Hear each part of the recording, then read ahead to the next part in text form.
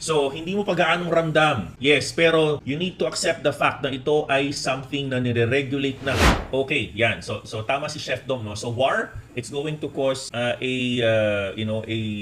market risk off scenario because of the risks, no? Pero syempre, ang sasalo lang naman diyan, tatakutin kayo, expect so many FUD to happen, ha? Expect so many FUDs to happen only for these big countries to buy your Bitcoin. Buy your Bitcoin. You still need to remember, no? Ito konting reminders lang sa lahat that when the US Securities and Exchange Commission approved the spot Bitcoin ETF, they technically regulated Bitcoin as a new asset class. They technically said, okay na sa lahat, pati bangko. Pwede mo nang ipang-amortize or collateral ang Bitcoin ETF mo. It can now enter the financial institutions in the United States. This is practically an approved money, no? The same drill with China. So, hindi mo pa gaanong ramdam. Yes, pero you need to accept the fact na ito ay something na